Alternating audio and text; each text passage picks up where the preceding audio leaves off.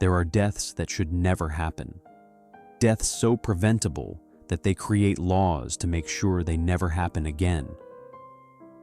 This is the story of how a 13-year-old girl died from a condition that was 100% treatable, while she was admitted to one of the best hospitals in the country. Sophia Chen was a bright young girl who loved writing stories, playing the cello, and dreamed of becoming a film director. She should have been celebrating her 14th birthday. Instead, her name became the title of a law that forces doctors to listen to desperate families. What I'm about to tell you reveals how a medical system can fail so brutally that it turns parents into detectives, nurses into silent accomplices, and doctors into accidental killers.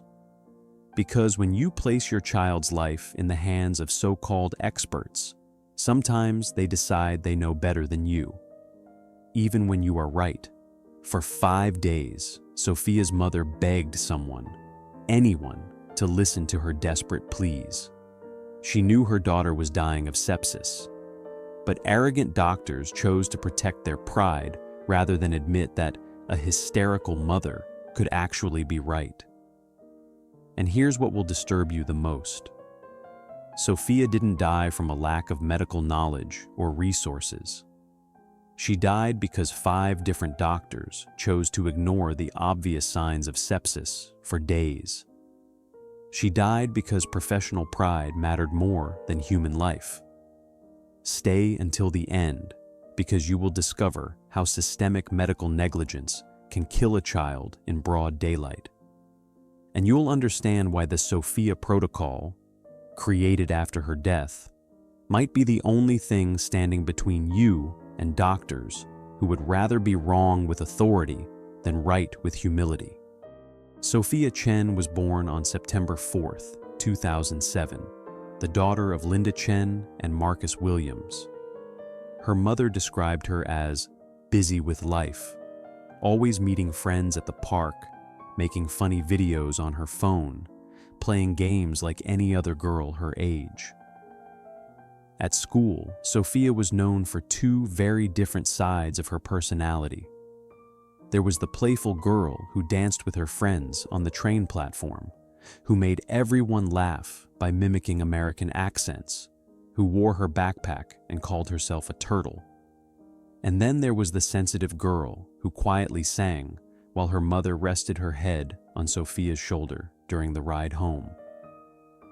She loved reading, writing her own stories, and playing the cello. Her mother, Linda, described her as having the most contagious laugh in the world. Sophia was always composing little songs and writing books of her own. She dreamed of becoming an author, an engineer, or even a film director. They were very different paths, but she had many interests, and she was always open about her big ambitions for the future. Summer of 2021, the Chen Williams family had planned the perfect vacation in Wales, in a mountain region called Snowdonia. Linda had booked an old farmhouse in the hills, a place completely isolated, with no Wi-Fi and no cell phone service.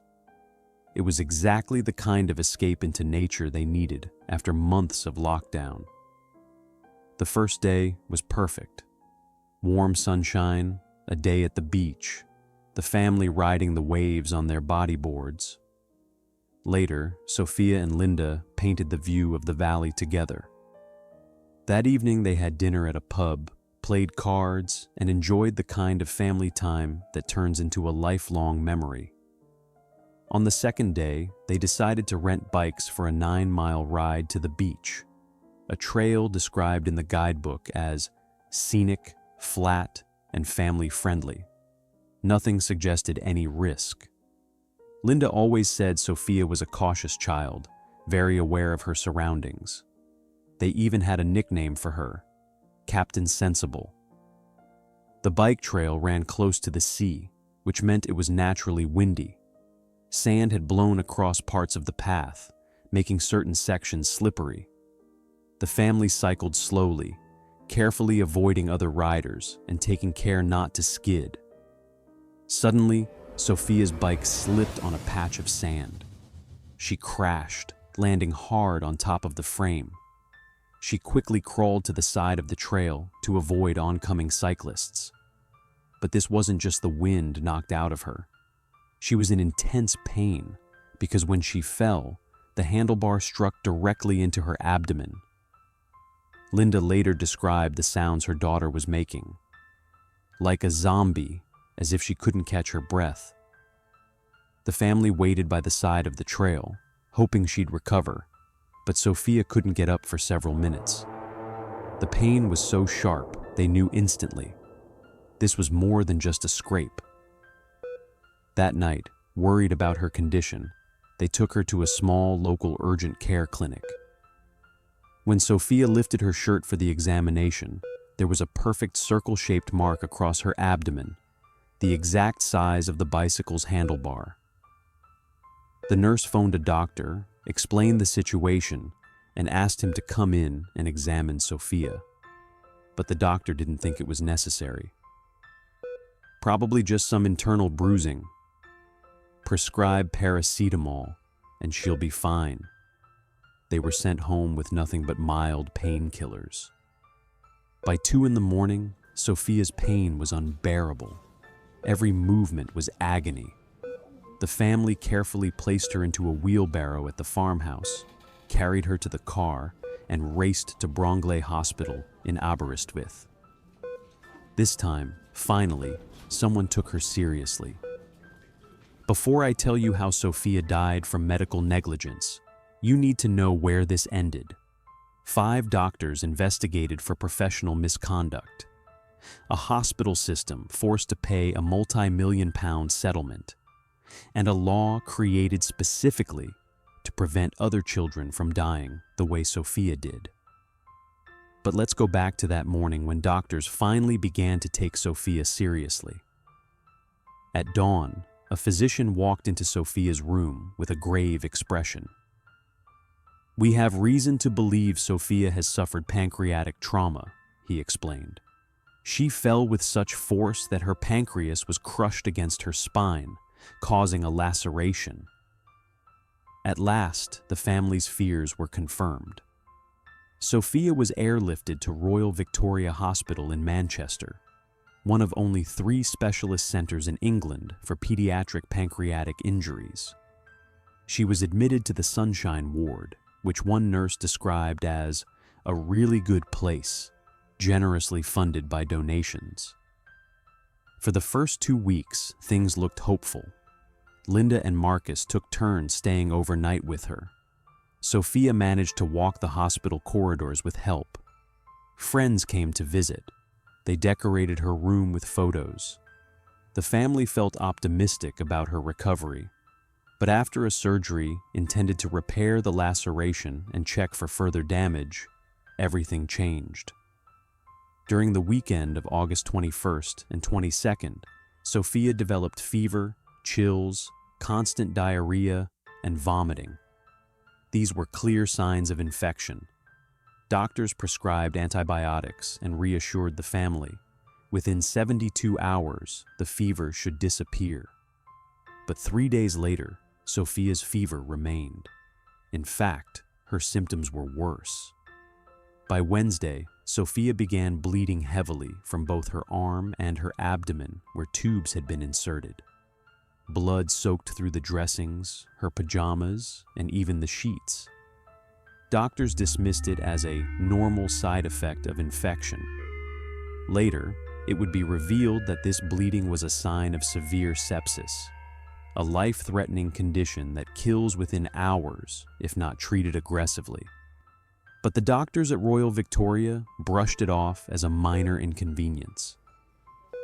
On Friday morning, the bleeding subsided, but Sophia's fever still raged. It left her so weak she no longer cared about books, films, or games, the very things she usually loved. And the next day marked the start of the August bank holiday weekend. A bank holiday weekend meant 3 days of reduced medical staff. Consultants typically went home after morning rounds, leaving only junior doctors on call. For parents of a gravely ill child, the idea of reduced care for 72 hours was terrifying. Linda confronted the consultant on duty. "I'm worried Sophia will go into septic shock over the bank holiday when none of you will be here." The doctor glanced at the monitor and dismissed her. "I'm not concerned about sepsis. It's just a normal infection." On Saturday, Sophia developed a new symptom: dizziness whenever she stood up. Marcus informed the consultants, but they showed no concern, even though dizziness combined with persistent fever was a clear red flag. Here you need to understand the bedside PEWS, the Pediatric Early Warning Score system. It ranks children's conditions by severity. Low risk, scores of 1 to 4. Medium, 5 to 6. High, 9 to 12. And emergency, anything above 13.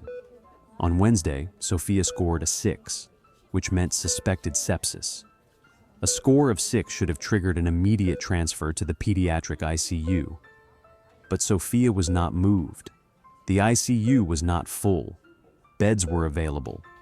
Doctors simply decided it wasn't necessary to send a child with suspected sepsis to intensive care. A later investigation would reveal 5 separate occasions when Sophia should have been transferred to the ICU, but wasn't. The doctors knew she had sepsis 6 full days before she died, and yet nothing was done. Sunday, August 29th. Some staff members began to act differently. A consultant, whom Linda later nicknamed Professor Checked Shirt, was overheard whispering with the surgeon outside Sophia's room, but he never spoke to the family. It was later confirmed that Professor Checked Shirt was in fact Professor Richard Sterling. He had realized Sophia was deteriorating far more rapidly than expected, but instead of escalating her care, he left the hospital early that afternoon, abandoning Sophia to 2 junior doctors. One of them was somewhat experienced, but Linda described him as doctor incompetent. In the UK, junior doctors are essentially medical trainees, still learning on the job. What Linda did not know at the time was that these so-called consultants were still being trained themselves. To understand how the system failed Sophia so brutally, I spoke with experts in hospital medical negligence. Dr. Amanda Rodriguez, a patient safety specialist with 20 years of experience, explained the toxic hospital culture that kills children. "What happened to Sophia is a perfect example of lethal medical arrogance," Dr. Rodriguez said. "When senior doctors refuse to admit they might be wrong, especially to so-called layperson parents, they create an environment where ego is valued more than human life." Dr. Michael Thompson, a pediatric sepsis expert, shared alarming statistics. Sepsis kills more children than cancer, yet it is 100% treatable if caught early. The problem is that doctors frequently ignore early warning signs, especially when parents report deterioration that contradicts their initial medical assessment. Professor Sophia Chen, former director of a pediatric ICU, explained the destructive power dynamics at play. Senior consultants often see intensive care as the territory of lesser doctors. That arrogance makes them reluctant to transfer patients even when it's clearly necessary. Hospital weekends are especially dangerous for critically ill children, Professor Chen continued. Reduced staff, junior doctors covering the wards, pressure not to bother senior consultants at home. That's when the most fatal mistakes happen. Dr. Sarah Martinez, an expert in medical alert systems, revealed another critical failure. The bedside PEWS system should automatically trigger ICU involvement once a child scores a 6. But if doctors ignore the system or manipulate scores to avoid transfers, children die. Sepsis in children progresses much faster than in adults, Dr. Martinez explained. The treatment window is measured in hours, not days. Every hour of delay increases the risk of death by 7 to 10%. Sophia had delays of days. Dr. Rodriguez analyzed Sophia's case specifically. Bleeding from medical tubes, persistent fever, dizziness when standing. That is severe sepsis evolving into septic shock. Any first-year resident should have recognized those signs. What's most shocking about Sophia's case, Dr. Rodriguez continued, is that multiple doctors failed simultaneously. This was not individual error. It was a systemic failure, born from a culture that values hierarchy over human life.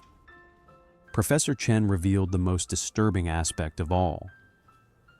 When families voice concerns about sepsis and doctors dismiss them as hysterical or non-medical, they are essentially sentencing those children to death by arrogance. Finally, Dr. Thompson shared terrifying numbers. Cases like Sophia's happen every single week in the UK. We estimate that 200 to 300 children die every year from similar negligence, undiagnosed or poorly treated sepsis in hospitals. Remember Dr. Incompetent, the one who took over Sophia's care after Professor Sterling abandoned the hospital? During that critical Sunday, he made choices that sealed the fate of a 13-year-old girl. By Sunday lunchtime, Sophia had a high fever, low blood pressure, and a rapid heartbeat. She was clearly septic. The investigation report confirms that at this moment, she should have been transferred to the ICU for immediate intervention. But Professor Sterling, the same one who had abandoned Sophia to junior doctors, dismissed the idea over the phone. He refused to return to the hospital. Later, the investigation revealed that he and other consultants viewed ICU doctors as inferior, making them reluctant to approve transfers. That afternoon, Sophia developed an angry red rash spreading across her neck, torso, and legs, a major sign of severe sepsis. When Linda expressed concern that the rash might be linked to sepsis, Dr. Incompetent confidently declared it was a delayed allergic reaction to medication. Linda left Sophia's cubicle and found a nurse. She explained all her concerns about Sophia's condition, how every time she searched symptoms online, it all pointed to sepsis. The nurse put a hand on Linda's arm. "Don't Google things.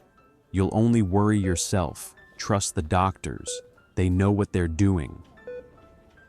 By 5 p.m., Sophia's bedside Pew's score had risen from 6 to 8. Dr. Incompetent phoned Professor Sterling to report the change, but never told Linda or Marcus. Even after a second call later that evening, Sterling still refused to come see Sophia.